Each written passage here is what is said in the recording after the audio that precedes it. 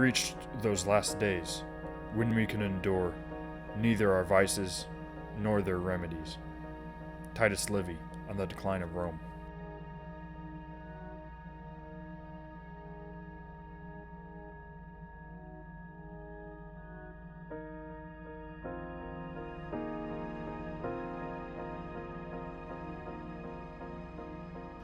Welcome, ladies and gentlemen, to episode number 4 of the GapFillers podcast.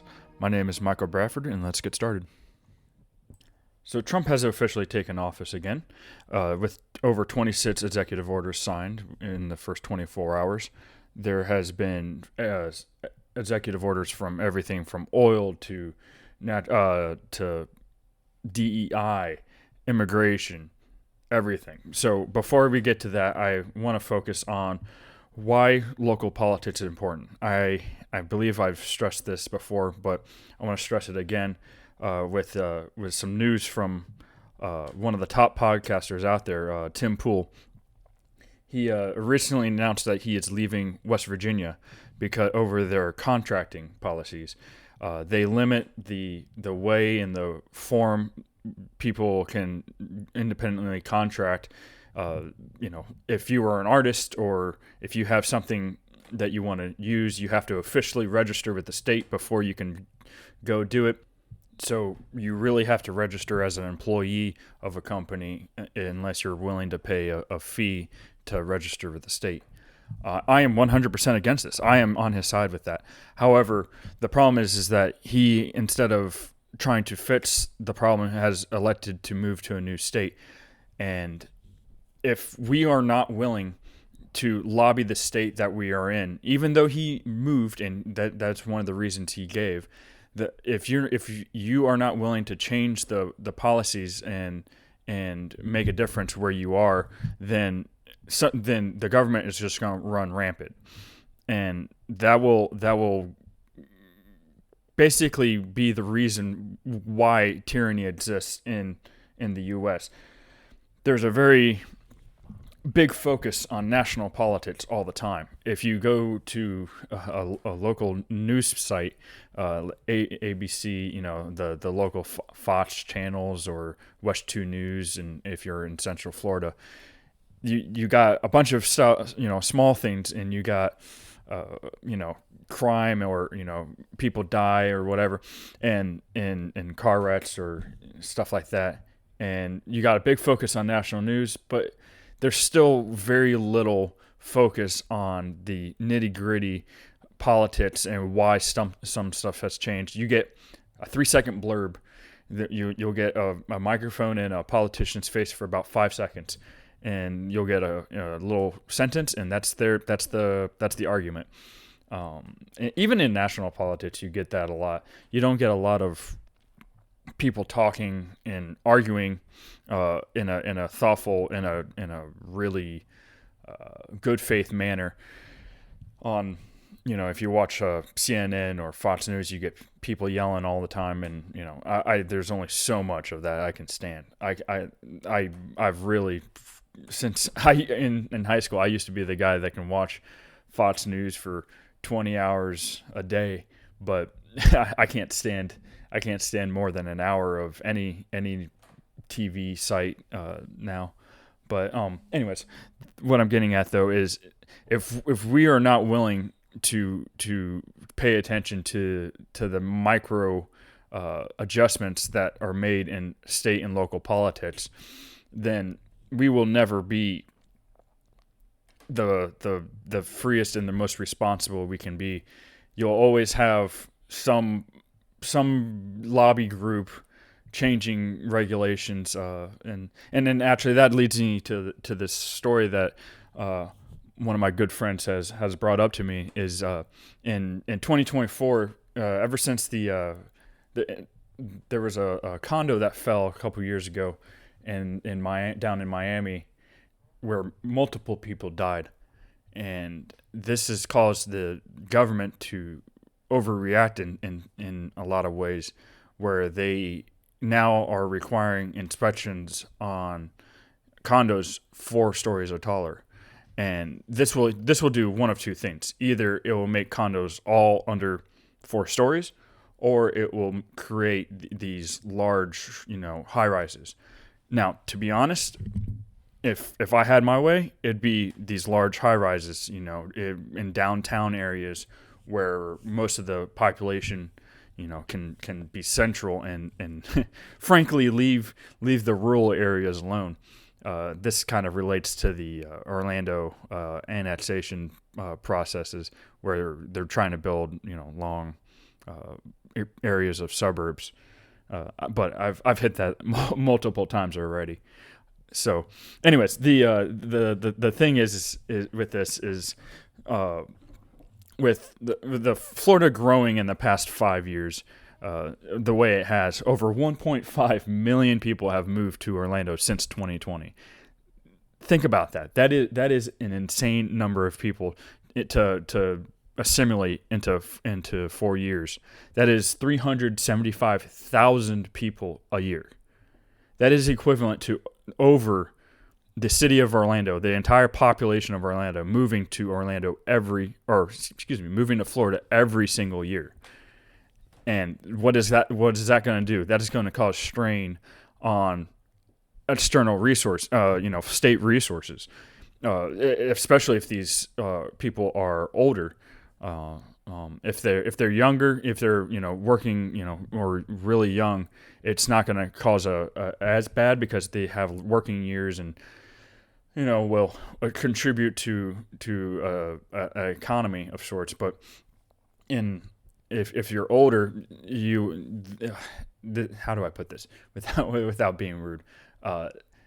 If you Medicaid and Medicare are state-run programs, and there has been, if you only move to a state when you're over 60, you don't have much input into the state program in tax bases.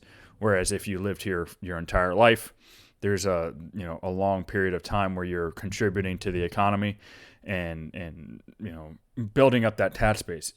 And that doesn't make that an endorsement of those programs, but they have their own issues, and we can get that into a later date with population and the age distribution and everything like that. But if we're going to take in that many people, we need to be able to support them and have there's a study done, or there was a socialist professor back in the 70s or 60s or 70s, they developed this strategy for basically creating a revolution, and it's called a Cloward and Piven strategy. The Cloward and Piven were these two professors that developed this strategy, and it's a strategy for overthrowing the welfare state, basically, and creating their own utopia.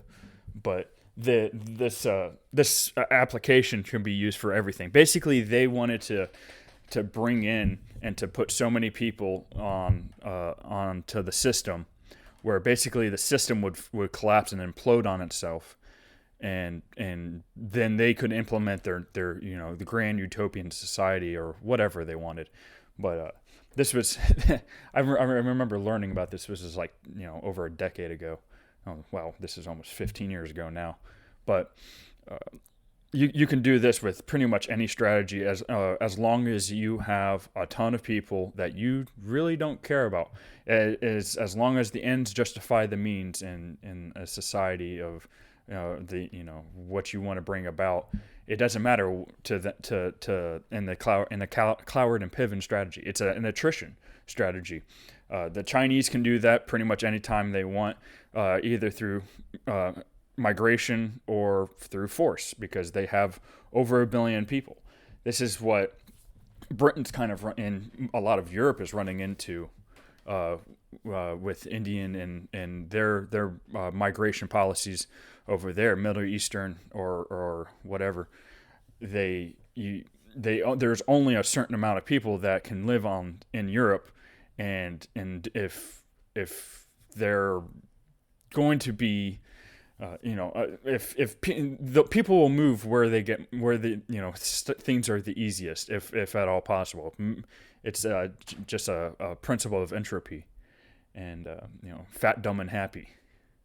And so if you have money and people, if it's easier to move, if it's easy to move somewhere, and they're richer, you're going to have that. And this is why you can't have open immigration and a welfare state at the same time, because people will move here, contribute to society in a fashion, but end up being a net weight, and you can't have that.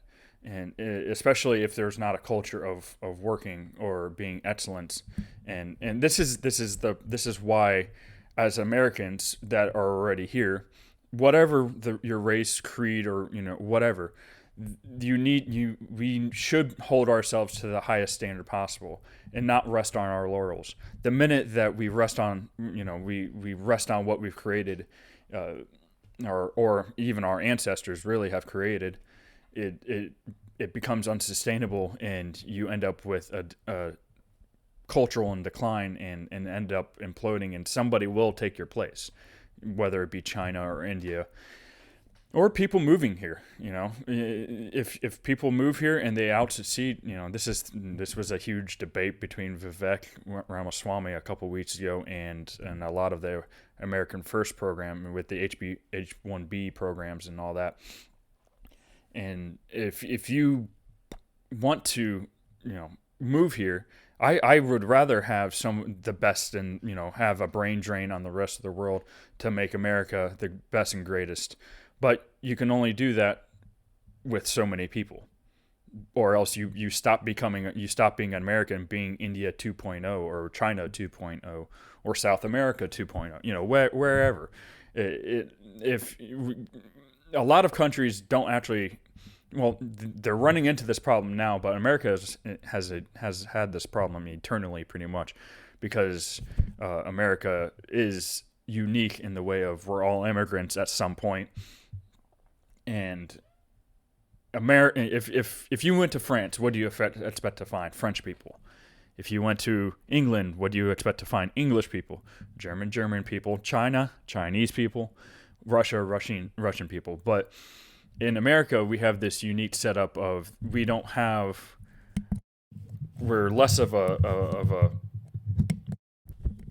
group of people with a unique racial identity, and as opposed to a unique a set of people who have similar values, and that is, anytime we run into a clash of those values, that is when there is friction. And in any point in the U.S., in antebellum South, you had North and South kind of colliding. North had a high immigration level, whereas the South didn't, and obviously slavery and all of that. So there was quite a few clashes, culturally between value systems. And because we're not homogeneous in race and religion even, and stuff like that, there are bound to be those issues, and immigration has almost always contributed to that. Irish with the Catholics. In the mid 1800s, you had a lot of Europeans moving to America. That was really when we started to take off. Because the German states were in a mess just before the Civil War, in the 1850s, and that's when the German state kind of became German instead of a bunch of collective or not even collective states. Anyways, that has to do all with Napoleon history and stuff like that, which I love. I'll probably get into at some point in the future, but this all ties in with the Trump immigration policies. Where it's not that we don't want people to move here, it's the idea of we need the correct people moving here, and doing it legally, and we don't want to be the source of the dumping ground for the rest of the world to kind of push their excess population on us. We do have a growth birth rate problem, but that's not going to be fixed by just replacing other people, replacing current Americans with foreign, foreign speaking, foreign acting, no, having no ties to the land whatsoever. And not to tie every there's this thing, people especially men, we love to consider Roman history. Roman history in World War II, it's almost a universal trait among American men that for some reason we gravitate towards these two historical topics. And but there's this trope that people do, and politicians or whoever does it. It's anything that happened in Rome can be related to America today, and it's almost universally fits by or universally the problem that I'm focused on right now, and I don't wish to do that, but they're the Dorians, wiping out the Mycenaeans in ancient Greek, pre-classical Greek. But in Roman history, it was the Goths, Visigoths, and Vandals immigrating out of the Germanic north into a depopulated and a demoralized and a corrupt Roman Empire. And that ultimately was a huge strain, probably not the only reason. I will just put that caveat out there, that the Roman Empire fell. And so if we don't focus on uniting Americans that are currently here, what good is it going to be? And in fact, it'll probably only exponentially make the problem worse, bringing people here that don't think like Americans at all. They'll probably be people who are just political pawns, and that must stop. And that is pretty much the reason I support the Trump immigration plan. It's hard to not have empathy for people, and the Trump administration must not overplay their hand. If it's going to become violent, especially with people already in America, if it's outside of America, or with if you're fighting the cartels, I can support that. I don't really love the idea of a foreign war, but it is on our border, and it is more directly I can support it more than Afghanistan. I can tell you that, or fighting in Israel or Ukraine. I can support fighting the cartels in Mexico probably more than any other foreign war. Yeah, that's just the way it is, because it is closer to home and has a very more direct influence on America as a whole. If people are gonna use Mexico as a funnel, literally for their people to get in, and that will cause greater problems, especially if we go to war with somebody. If we go to war with China, and there's even 1,000, even 10 Chinese operatives in America, 10 people, especially with how free America is, can cause a lot of problems.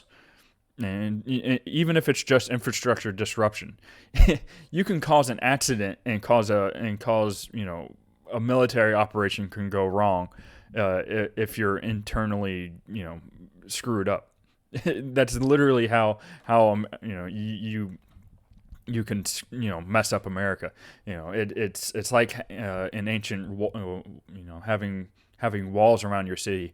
All you needed is one spy to take out a guard, to raise a ladder or to raise a gate. It's pretty much a similar principle, just on a much larger scale, and that will ultimately become a problem. But let me move on to my next topic. And this is a topic I haven't developed a deep opinion on. I just find it extremely suspicious. And if you're familiar with me at all, I've been a great supporter, or avid supporter. Great in whatever manner, but I've been a avid supporter of Ron DeSantis, especially during COVID, when he was one of the first ones to realize how dumb the COVID lockdowns were. I wish we didn't do them either, but I hold a person to it in hindsight for somebody who has responsibility and didn't was actively being lied to by the CDC and Anthony Fauci, and Anthony Fauci got pardoned and all that. I don't want to go into that, but anyways, but there's been a few appointees on the FWC since he's been in office that I'm definitely going to be looking into. Like I said, I haven't developed a direct opinion on it because there might be a good reason, but there's these FWC appointees. If for those of you who don't know, the FWC stands for the Florida Wildlife Commission, and a lot of what they do is conservation and public land, and they deal a lot with fishing and hunting. If you're we call them the man. If you're a Florida wildlife officer, you have state trooper. You have almost more power than any police officer to use eminent or not eminent domain. What is that stupid policy called? It's it's going to come to me in a second. It's going to kill me. But there's this policy basically where they can take, if you're committing a crime, they can take whatever was used in that crime, the boat, the gun, the fishing rod, your truck, because it transported. Man, it's going to kill me. Anyways, so they have a large power base or power, they have a large amount of power. Just say that, but there's these real estate developers that have been appointed to the FWC.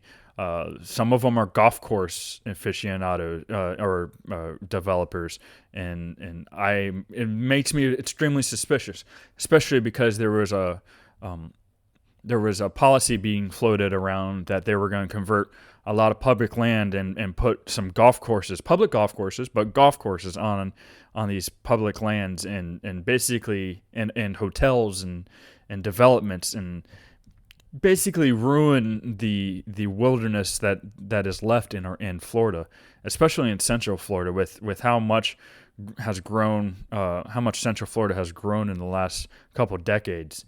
There's not that much left, and that's why I'm pushing against the annexation of the Mormon Ranch lands. If the Mormon Ranch wants to get rid of it and develop it, it should be developed into more rural areas, maybe smaller farms, as opposed to a whole new city. If the Mormons want to populate their own city, let them populate their own city and supply their own infrastructure, and that way we keep it free market. But don't have a city annex these lands and edge out and create more environmental problems for the St. John. Anyways, back to the FWC. So it's no surprise that policy of development was floated out if that's what their primary goal is. So I'm definitely going to look more into that. And I just wanted to bring it to everybody's attention. And if you have an opinion, or if you can help educate me on this, I would definitely appreciate somebody reaching out to me. I'm going to be reaching out to a couple people I know that are knowledgeable in Florida politics and see if they can answer why this is. But I definitely don't want to be a shill for any politician. And I want to do what's right across the board and point out when something is wrong. And it feels extremely fishy to me.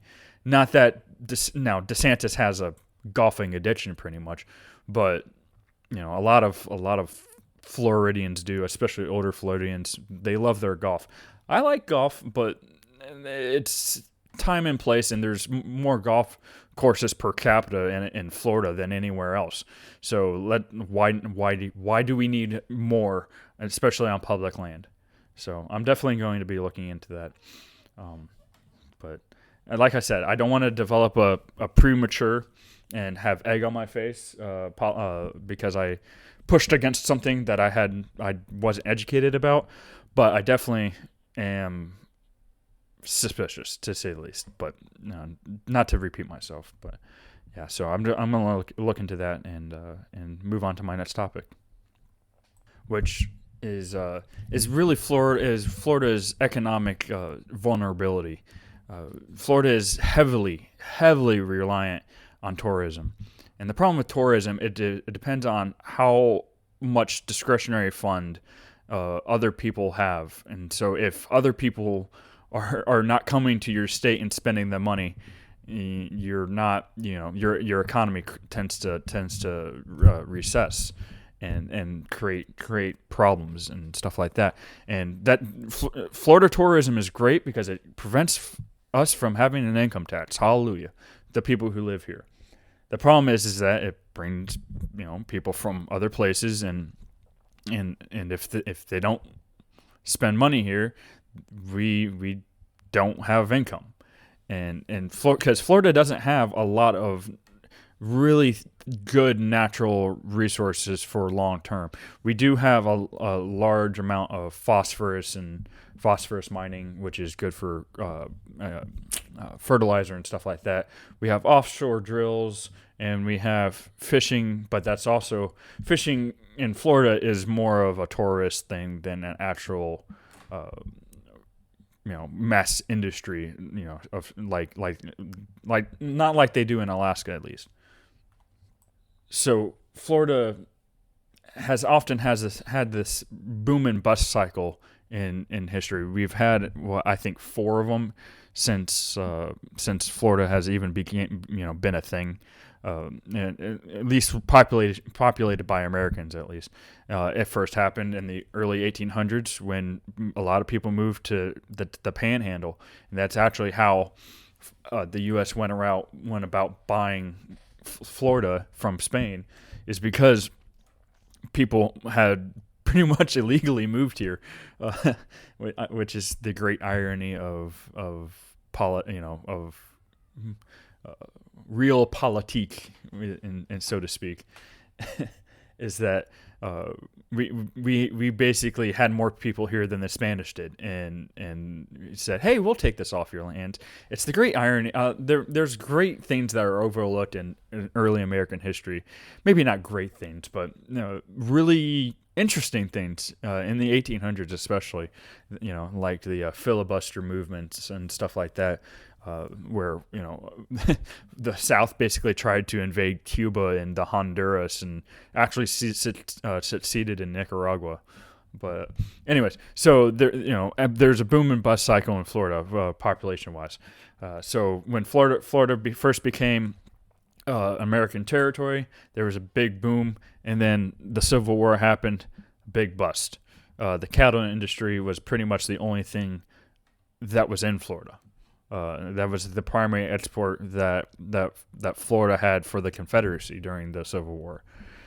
And then you had the Florida crackers and stuff like that. And in the 1920s, you had a big boom. Florida became industrialized, with Flagler running his railroad all the way down to Key West, and that created a population boom. And then, and if you ever go down to Lake Wales, there's 2 things in Lake Wales. There's Bok Tower, which is really cool. That was developed by this immigrant, and he basically dedicated to his wife. Very cool place, and with a botanical garden. But the only other thing in Lake Wales is this really tall. It's about 20 stories, I think. Tower in the middle of nowhere, or middle of the downtown area. The downtown is only maximum 2 to 3 stories, but there's this one massive building, and it's been empty since the 30s, and it was a hotel. It was going to be like one of the major hotels in Florida, because the highway that went through there was actually the main pipeline that ran through Winter Haven and all that, before the interstate system really took off and bypassed it, and Orlando became pretty much the hub and connecting Tampa and Lakeland and stuff like that. Before that, it was Winter Haven and Lake Wales were huge tourist spots in the 20s, and then immediately immediately after this place was supposed to be open, the 1929 stock market crash happened. and it has sat traded hands multiple times. The city's tried to revamp it and sell it off, and it's run into pretty much every hurdle that you can possibly have, and supposedly haunted. There's probably, I think, last time I was there, I think there was a couple things hanging from the window, like clothes or something like that. Like, so maybe vagrants are living in there now. But anyways, so Florida's had this boom and bust cycle. The next boom happened in when Disney moved in the 60s, 70s, and really the 80s. It is when it really started to take hold, and then the 90s was fairly slow for Florida growth. But in the last 2 decades, man, it has taken off, and I am extremely worried that our population growth and the form of industry we have is setting up for another bust. In the mid 2000s, Orlando and Florida in general didn't grow that much, but neither did a lot of American economic power didn't grow until after the 2008 recession happened. And if you look at the stock market, even there was a big stagnant growth during the Bush administration, and the war on terror, I believe, had a big part of doing with that. There was also a couple major hurricanes that came through during that time. Charlie and Francis and Jean all happened in 2004. But so I'm worried that we're setting up for a bust cycle, and because of how our real estate market has been, and that worries me especially. And the Florida needs to find a unique thing like Silicon Valley does. If you can't develop a value added resource, if you don't have natural resources, you need a value added resource. And tourism, while good, is not a sustainable. You can't store tourism. You can store dollars, and that might be the way out of that. In fact, I've been playing with this theory of a sovereign wealth fund for Florida to eventually get rid of a lot of property taxes, and so I'd start off if you lived here. But anyways, I'm mixing it up here. So a sovereign wealth fund is basically I like to envision it like a 401k for government spending. So if you have most people or IRA have an IRA or some kind of retirement account. So if you want to retire, you invest into this, and you put away money tax free, and let it grow and invest it, and over 40 years, using the compound interest. Hopefully between the ages of 20 and 60, you invested correctly, and you've put in money correctly. I won't go into the finance stuff right now, but you'll be able to retire on what you've saved. And I kind of like the idea of Florida going to that style of taxation, to replace taxation with a sovereign wealth fund. And there are places that already have sovereign wealth funds, like Norway uses it, but Norway almost has a nationalized oil industry, and I repeat, do not want nationalized resources like that. Alaska has something like this. I think a couple other states do, but they pay out. Alaska pays out like $2,000 for residents that have lived there for so many years. Basically, they tax the oil, their oil, the oil companies that are there, and they distribute it to the citizens of the state, or the residents rather. And I kind of like that idea, except for what I would like Florida to do is to basically get rid of most taxes. We can get rid of. Florida already has a great tax base. We don't have a heavy tax burden in Florida. We have a 7.5 here in Orange County, and I think that is overall and I think the state sales tax is only 6%. And so that's 6 pennies on the dollar. And while that can be high, you're not taxed on your income. And the only other thing that you're really taxed on heavily is your property tax. And really, we have a great property tax system in that we pay property taxes primarily only on on land and home use, as opposed to other states that have ridiculous ones. Like you have to pay income a property tax on your car. Some states have it where you have to, if you own a business, you have to pay property tax on every single item that business owns. So if you own a piano, you have to pay property tax on that piano as a business or something, stuff like that. It's just really dumb. The government wants to get their greedy little hands on everything you have. But so I would, or Florida has run budget surpluses for a very long time, and I think that would be a great use instead of doing a one lump. Hey, we're no longer going to have a tax on this for 6 months. Well, why not invest it? Let it grow tax free. Well, it's replacing taxes, but let it grow. And take a certain percentage of it every year, and take an equal amount off of taxes. And you can start with the poorer resources if you want to do that way.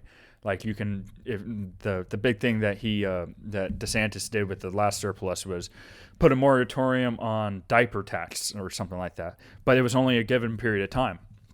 Why not invest it and counteract that and phase out pretty much every tax you can?